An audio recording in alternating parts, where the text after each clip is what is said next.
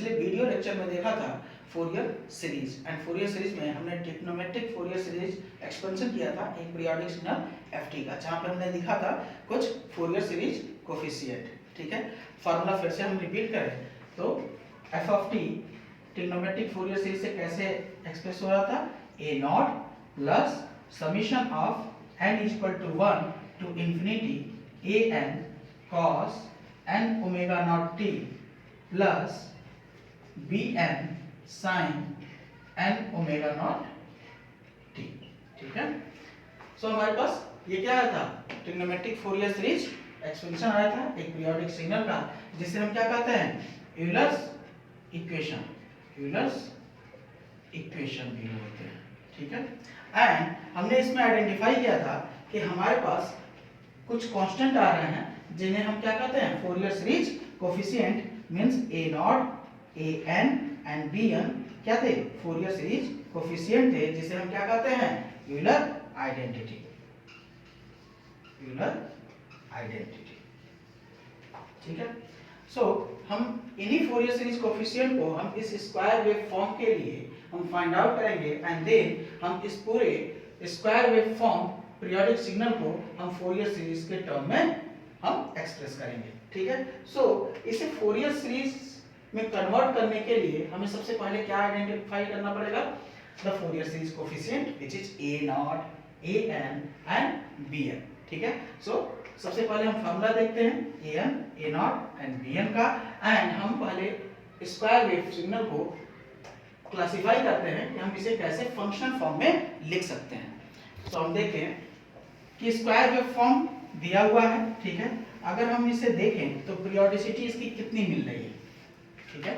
Periodicity देखें तो periodicity क्या कर रहा है, 0 to 1 1 एंड 1 to 2 क्या है, 0 है। अगेन 2 to 3 क्या है, 1 एंड 3 to 4 क्या होगा, 0 होगा। मींस अगर इसकी पीरियोडिसिटी देखें तो t इक्वल टू हमें मिल रहा है 2।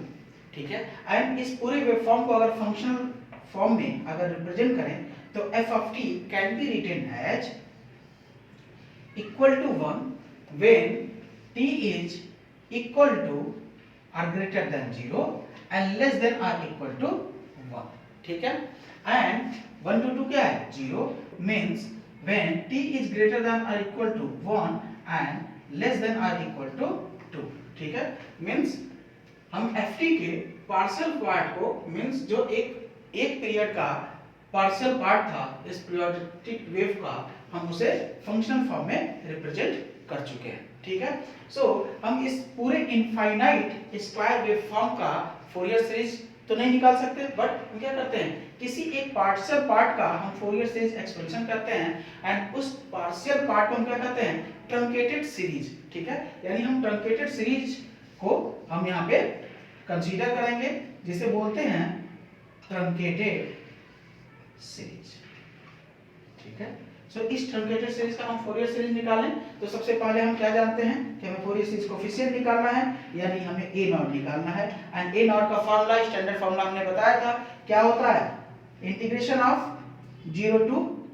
t 1 upon t f of t dt।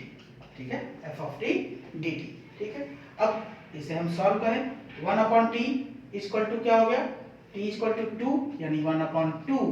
0 to 2 f of t dt। ठीक है, which is equal to, यहाँ पे हम देखें f ऑफ t का लिमिट क्या है, 0 टू t,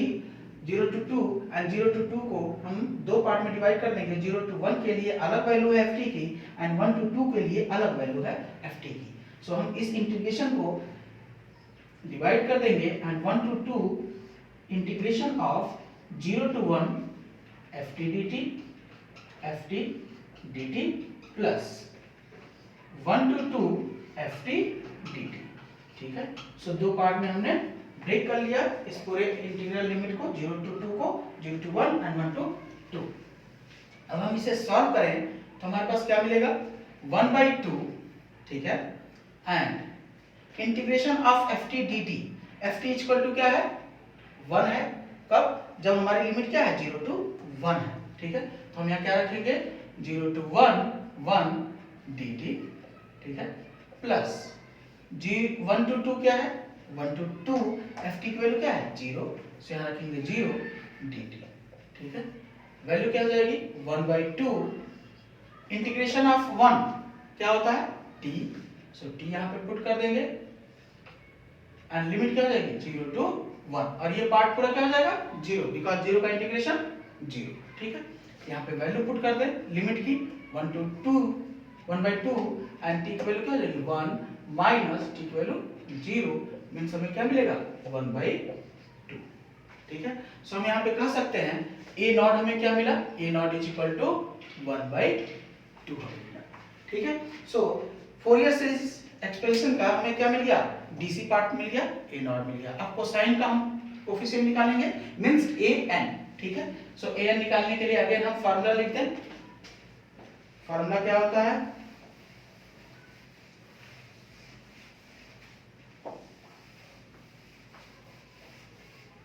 देखिए an is equal to 2/t, ठीक है, 2/t integration of f of t cos n omega naught t dt and the limit will be 0 to t, ठीक है। अब t की वैल्यू क्या है 2, t की वैल्यू यहाँ पे हम 2 रख देंगे, लिमिट भी 2 रख देंगे, but cos n omega naught t as we know omega naught is equal to 2 pi by t, क्या होता है 2 pi by t and t की वैल्यू क्या है 2, so 2 से 2 cancel and we will have omega naught will be equal to pi for this square wave, ठीक है। so omega naught की वैल्यू क्या आ गई pi, so हम यहाँ पे क्या रखेंगे 2/2 मींस 2/2 से तो कैंसिल हो गया, ठीक है। so हम इसे लिखने की जरूरत नहीं है, यहाँ पे क्या लिख देंगे 0 to t and f of t cos n omega naught की वैल्यू क्या आई पाई, सो n पाई t dt, ठीक है। हम इसे सॉल्व करें तो क्या करेंगे, हमारे पास 0 to 2 के लिए f की कोई कंटीन्यूअस वैल्यू नहीं है, ठीक है। लाइक 0 to 1 के लिए 1 है, 1 to 2 के लिए 2 है, ठीक है। सो कंटीन्यूअस वैल्यू ना होने की वजह से हम लिमिट क्या करेंगे ब्रेक करेंगे, एंड लिमिट ब्रेक करने के लिए हम क्या करेंगे 0 to 1 वन टाइम, क्योंकि 0 to 1 हमारे पास कांस्टेंट वैल्यू है f of t की 1 एंड देन 1 to 2 जो कि 0 है। सो हम यहाँ पे लिख ले f of t 0 to 1 के लिए f of t की वैल्यू क्या हो गई 1, यहाँ पे 1 into cos n pi t dt, ठीक है, and plus integration of 1 to 2 and f of t की वैल्यू क्या हो जाएगी 0, सो 0 cos n pi t dt, ठीक है। इसे सॉल्व करेंगे तो हमें क्या मिलेगा 1 से मल्टीप्लाई होकर क्या मिलेगा cos n pi t, and cos n pi t का इंटीग्रेशन क्या होता है sin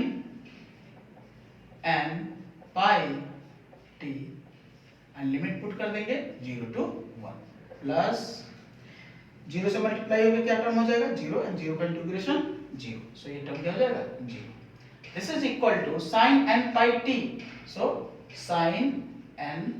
pi t की जगह एक बार 1 रखेंगे एंड माइनस sin t की जगह 0 रखेंगे तो क्या मिलेगा ये पूरा 0। sin n pi की वैल्यू क्या होता है, पिछले लेक्चर में मैंने इंपॉर्टेंट फार्मूला बताया था for the numerical on Fourier series, जिसमें हमने देखा था sin n pi की वैल्यू क्या होती है 0 एंड sin 0 की वैल्यू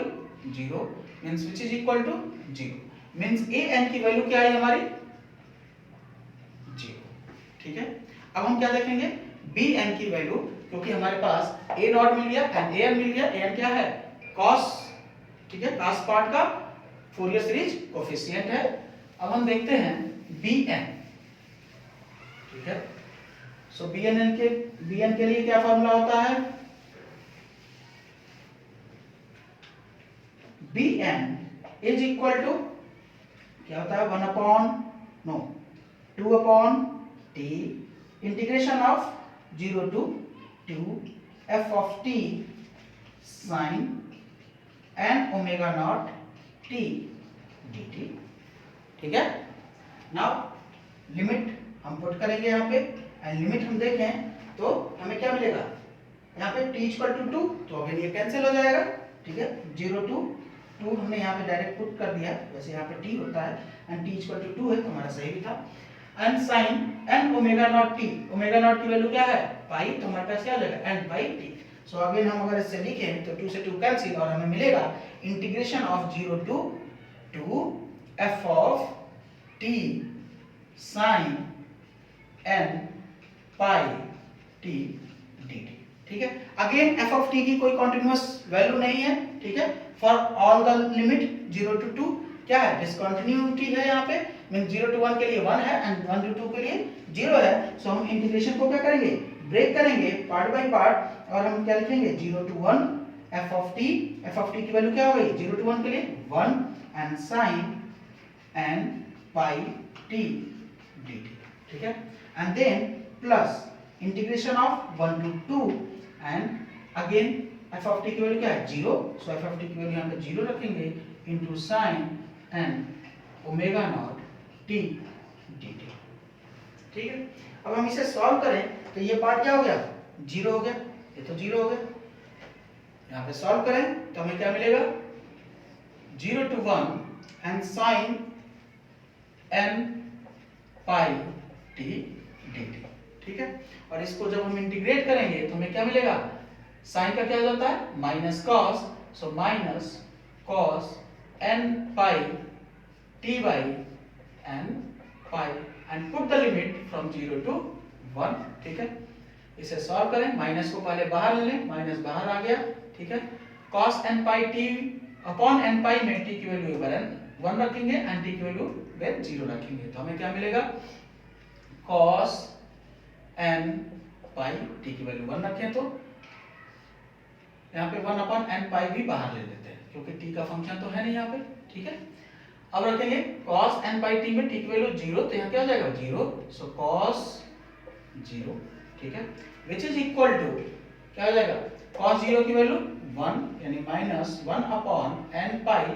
और अगेन इंपॉर्टेंट फार्मूला के लेक्चर में आपने क्या देखा था cos n पाई की वैल्यू क्या है minus 1 to the power n, ठीक है, एंड cos 0 की वैल्यू 1, ठीक है। इसे सॉल्व करें तो हमें क्या मिल जाएगा, माइनस को अंदर लेते हैं, हमें मिलेगा n pi 1 minus 1 to the power n, ठीक है। सो n की वैल्यू हम क्या करेंगे, यहाँ पे थोड़ा हम इसे और सिंप्लीफाई करें तो हमें क्या मिलेगा 1 upon n pi and 1 minus 1 to the power n को हम ऑड एंड इवन के लिए इवैल्यूएट करें तो हमें मिलेगा 1 अपॉन n पाई, कब मिलेगा देखिए जब यहाँ पे ऑड होगा, ठीक है, ऑड होगा यानी ये क्या होगा -1 ही रहेगा, -1 माइनस से मल्टीप्लाई होकर क्या हो जाएगा प्लस, यानी 1 + 1 हमेशा यहाँ क्या मिलेगा 2 मिलेगा, ठीक है, 2 मिलेगा एंड जो भी n की वैल्यू होगी वहां पे पुट कर दीजिए। बट ये वैल्यू कब मिलेगी when n is odd integer, when n is equal to odd integer। But अगर हम देखें यहाँ पे n is equal to 2 put कर दें या 4 पुट कर दें तो हमारे पास क्या हो जाएगा -1 पॉजिटिव में कन्वर्ट हो जाएगा एंड पॉजिटिव में जैसे ही कन्वर्ट होगा यहाँ पे 1 माइनस ऑलरेडी है, सो 1 - 1 क्या हो जाएगा 0 हो जाएगा, यानी पूरा टर्म क्या हो जाएगा 0, सो यहाँ पे वैल्यू 0 आएगी एंड कब आएगी when n is equal to even integer, ठीक है। सो हमारे पास bn की वैल्यू आई क्या आई 2 अपॉन n पाई, ठीक है, and 0 when n is odd integer then we will have bn will be equal to 2 upon n pi, and if n is even integer then we will have bn is equal to 0, ठीक है। सो इस तरीके से हमने Fourier series coefficient निकाले and Fourier series coefficient निकालने के बाद हम अगेन अपने फार्मूले में पुट कर देंगे जिससे कि हमारी ft निकल जाएगी, ठीक है। एंड अगेन हम ft का फोरियर सीरीज किस पार्ट के लिए निकालना है, पार्शियल पार्ट के लिए, क्योंकि एक इनफाइनाइट सीरीज के लिए हमारा Fourier series coefficient Fourier series expansion करना पॉसिबल तो है नहीं, सो हम इसलिए एक ट्रंकेटेड सीरीज उठाते हैं, मींस एक पार्शियल पार्ट उठाते हैं और उसका हम फोरियर सीरीज एक्सपेंशन करते हैं। लाइक अब हम इसे देखें तो क्या हो जाएगा f of t is equal to, again फॉर्मूले में पुट कर दें, एंड क्या होता है formula, a naught plus summation n equal to 1 to infinity a n cos, ठीक है। तो फॉर्मूला याद है, यहाँ पे लिखते हैं f of t will be equal to a naught की वैल्यू क्या हो गई 1/2 एंड अगेन प्लस यहाँ पे क्या आ जाएगा summation n equal to 1 to infinity, ठीक है। n equal to 1 to infinity आ गया एंड यहाँ पे क्या पुट कर दें, ए एन इक्वल टू क्या है 0 है, so a n equal to 0 and cos n pi t, ठीक है। ओमेगा की वैल्यू क्या रख दिया हमने, पाई रख दिया क्योंकि हमने निकाला था यहाँ पे, ठीक है। प्लस यहाँ पे क्या आ जाएगा, bn की वैल्यू क्या है 2/n पाई, यानी 2/n पाई, और यहाँ पे हम क्या लिखते हैं when n is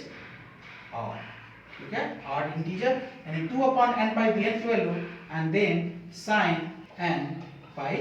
t। अब इस पूरी इक्वेशन को n की वैल्यू को वैरी करा के अगर हम इसे एक्सपेंड करें तो हमें क्या मिल जाएगा, f of t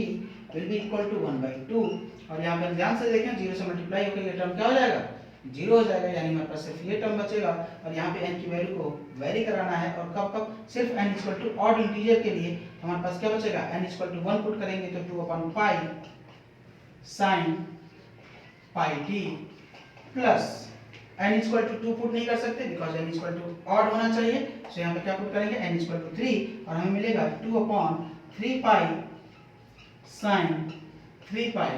t plus dot dot dot, ठीक है। अब इस इक्वेशन को हम यहाँ पे फोरियर सीरीज फाइंड आउट कर चुके हैं। इस इक्वेशन को अगर हम और सिंपलीफाई करें तो क्या मिल जाएगा, f of t will be equal to 1/2 plus, देख ध्यान से देखें यहाँ पे 2/पाई हर एक टर्म में कॉमन है, इसलिए हम यहाँ पे 2/पाई कॉमन ले लें एंड इसे समेबल फॉर्म में अगर लिखें तो समेशन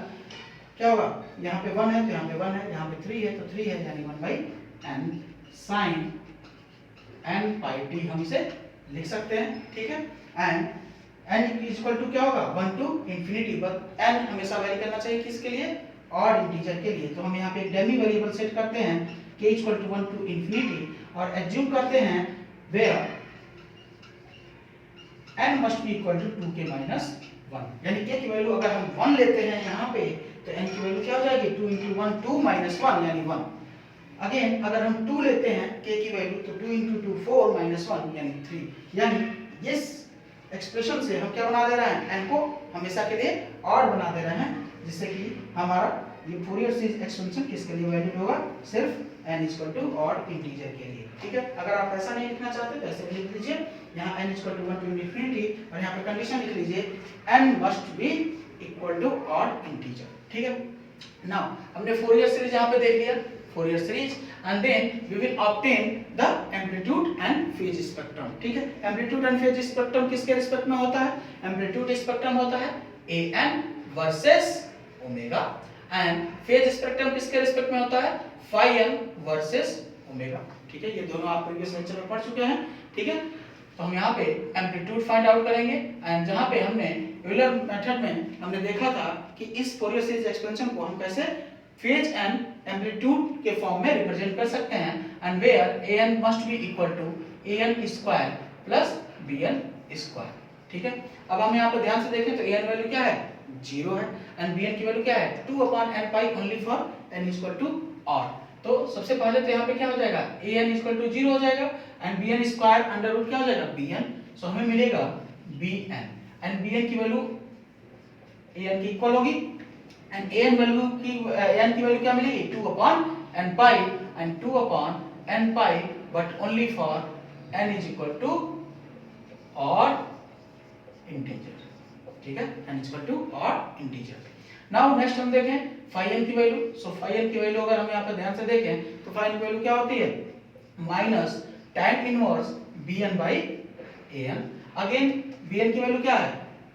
दी हुई है एंड an की वैल्यू क्या है 0 है and something upon 0 is equal to infinity and tan inverse infinity is equal to 90 degree and minus यहाँ पे है तो हम क्या कर सकते हैं माइनस 90 डिग्री, ठीक है, क्लियर है। नाउ अब हम ड्रॉ करेंगे amplitude and phase spectrum. So amplitude and phase spectrum हम ड्रॉ करें, उसके लिए हमने एक्सिस डिसाइड कर लिया है, कैसे कैसे होगा an must be at y axis and omega must be at x axis. So an हम यहाँ पे लिख देंगे एंड यहाँ पे क्या लिख देंगे ओमेगा एंड यहाँ पे एन, ठीक है। अब यहाँ पे हम एक्स एक्सिस पे मार्किंग कर लें 0 1 2 3 4 एंड 5, ठीक है। सो हम बहुत ही इंफिनिटी तक तो नहीं जा सकते, लेकिन हम एक ट्रंकेटेड सीरीज को कंसीडर करते हुए हम एम्पलीट्यूड स्पेक्ट्रम को ड्रॉ कर सकते हैं। देखिए 0 पे हमें निकालना नहीं है, 1 पे निकालना, because n must be odd integer and integer 1 पे क्या है 2/π, यानी एम्पलीट्यूड क्या आएगा an का 2/π। 2 पे निकल नहीं सकता because n must be odd integer, so 3 पे निकलेगा, 3 पे क्या हो जाएगा 2/3π, ठीक है 2/3π। अगेन 4 पे नहीं निकलेगा एंड 5 पे निकलेगा एंड 5 पे क्या होगा 2/5π, ठीक है। So this will give the amplitude spectrum of this square wave, ठीक है। अगेन हम फाइंड आउट करेंगे phase spectrum, and phase spectrum हम देखें तो हमने क्या निकाला है -90 डिग्री होगा, ठीक है, हर एक n के लिए, एंड n कब होगा सिर्फ ऑड इंटीजर पे। सो यहाँ पे हम क्या लिखते हैं phi n and this will be equal to omega, and यहाँ पे हम मार्किंग कर लें 0 1 2 3